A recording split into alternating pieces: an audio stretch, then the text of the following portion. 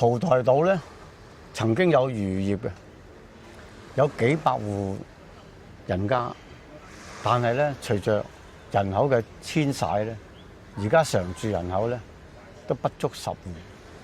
今日咧我哋嚟到蒲台島咧，就請到村委會主席羅生，你好。你好，寶哥你好，你好。嗱，咁啊，羅主席，我又希望你好簡短咁講一講，你喺蒲台島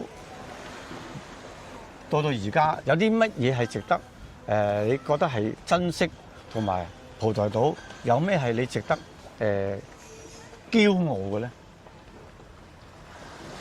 其實嚟講咧就係話蒲台島嚟講，值得我驕傲嚟講咧就係話咧，嗱，我哋由喺六七十年代、50年代嗰陣時間，我哋個人口成2000幾人。嗯。咁而家我哋得翻成時候得翻嗰10個人到，但係我哋島上面有一啲傳統文化。嗯。例如我哋1年有個天后誕啦，係。3年都有太平清醮啦，係咪先？但係我哋雖然我哋平時成隻係好少，但係我哋每一年都可以承傳到我哋祖先嘅文化活動，係嘛？嗱，天后誕我哋每年都會舉辦，甚至乎而家我哋加插埋加龍舟添。我覺得3年一次，我哋亦都會有舉辦呢個太平清醮，係嘛？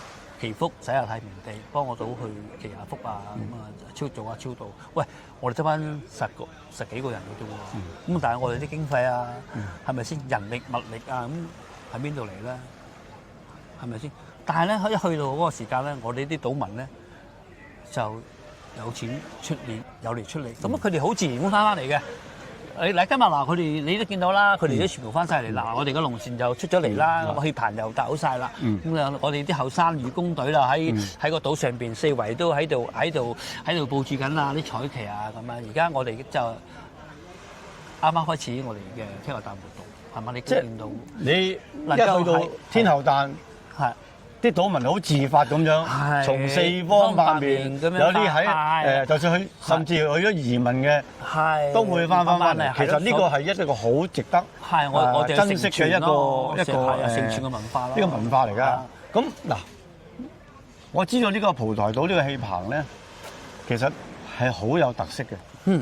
佢係喺一個天后廟延伸嘅一個懸崖度搭出去嘅。咁你又可唔可以同我講一講？點解會有一個當初會諗到喺一個天后廟嘅懸崖搭呢個戲棚出嚟咧？但其實嚟講咧，呢個問題咧都好特別。點解會喺咁多地方唔揀，會揀喺嗰度起間天后廟個棚會搭喺嗰度咧？咁其實嚟講咧，我就聽到人家講咧，其實嚟講咧，最先嗰個天后廟嗰個選址咧就唔係喺嗰個位置嚟，唔係嗰個位置嚟嘅，係另外一邊喺嗰邊，即係碼頭上邊嗰邊嚟㗎。嗰陣時，咁跟住咧，佢嗰邊就係諗住喺嗰邊開始動工啦。就我東起動工之前，佢會化寶㗎嘛，即係會燒元寶啊、燒成㗎嘛。點解燒出？呢度燒元寶，點解會喺嗰邊有啲出嘅咁樣？即係我哋啲都係老人家傳落嚟啦。咁就係咪真實嚟講，我就但係都係傳翻嚟。都傳到細個。係啦。我諗我未出世啦，因為好簡單，佢間廟嚟講都100幾年嘅事啦。而家嚟講都有差唔多成180幾年，就嚟到200啦，係嘛？咁我聽講即係一代傳代係咁樣。本來喺碼頭上邊嗰邊就係天后廟，但係咧嗰邊喺動工時咧就我哋要拜下土地即係化寶嗰陣時咧，喺嗰邊咧就會有呢啲墓出嚟喎。跟住咁得意，跟住啲村民話：不如我哋將間天后廟嗰個選址就去翻喺而家個天后廟。即係去翻呢邊嗰度。係啦，咁但係你做神功戲，咁你嗰個戲棚一定喺間廟嗰個前面啦，係咪先？但係我冇法子啦，佢全部係一個懸崖嚟嘅。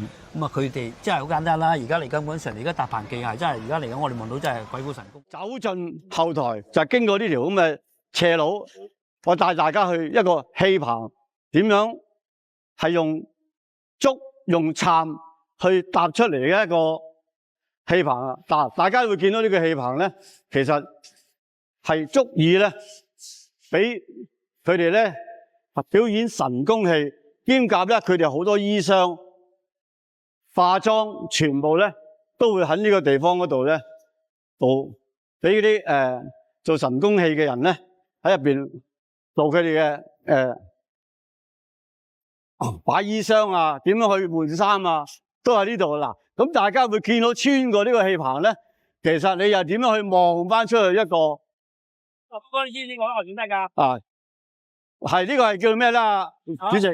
你知呢個攞嚟做咩先？係呢個要做咩？其實嚟講咧，呢個位咧就係好重要㗎。係我哋做運輸嘅。就係運輸。哦，所有物資就喺呢度吊上嚟㗎啦。因為嗱，你去做氣嗰啲雨箱啊，係雨箱咧就喺度咧，係一啲吊船咧就吊上嚟呢度，吊上嚟呢度，跟住點樣搬入？係哇！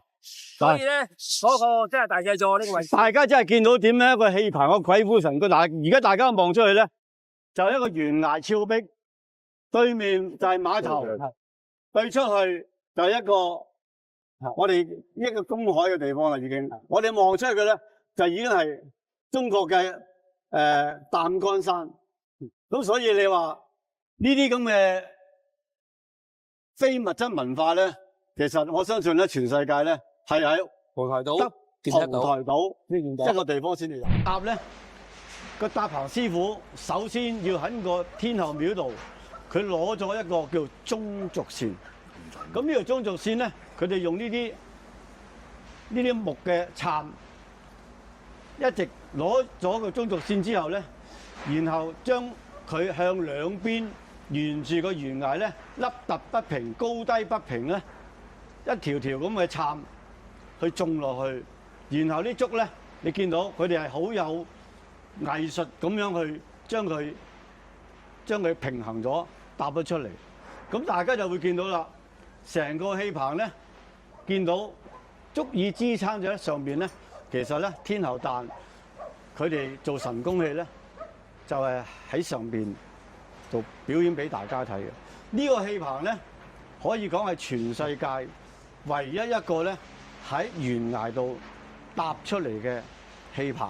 呢個咧已經係列入咗咧國家級嘅非物質文化遺產。疫情之前應該好似喺19年嗰陣時就正式係入咗呢個國家級嘅非物質文化遺產項目，係啦。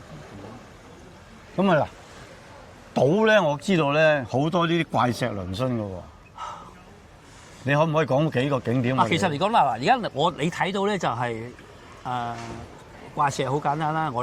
如果我認為嚟講咧，就最似一個棺材石啦，一個就係佛手岩啦，咁同埋天后廟隔離一個叫做康奈石啦。其實好多嘅。咁喺呢個我哋有一本叫做《風物誌》喺書入邊有記載咧，就係有一啲係呢幾個就比較就出位。其實唔係，其實唔單止有，淨係呢啲嘅，有啲係有啲遊人係即係佢哋唔知嘅，係我哋先知嘅。譬如好簡單啦，碼頭嗰度有一嚿叫做小樂比啦，海豚石。呢度有個海豚石啦。咁山邊就有一啲叫做靈龜石。咁靈龜石呢啲唔係我哋喺南洞咁有個靈龜。其實我哋仲有一個烏龜石咧，就好似嘅。我手機入邊有嘅，但係有啲行山客咧就係影翻俾佢睇。其實嚟講，我哋島上邊咧有好多石咧係未俾人去真正發掘，係啦。但係有好多都喺度。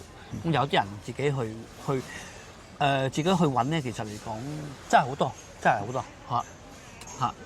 咁今日咧我哋好開心咧，就嚟到蒲台島咧，都聽咗阿羅主席講啦，亦都聽到明記嘅老闆咧佢講。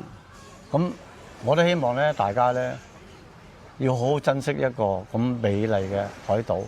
正如我哋要保育，就要而家保育。我哋千祈唔好將咧而家一啲咁好嘅嘢咧去閒置，直到佢消失，再去做一啲叫集體回憶嘅嘢。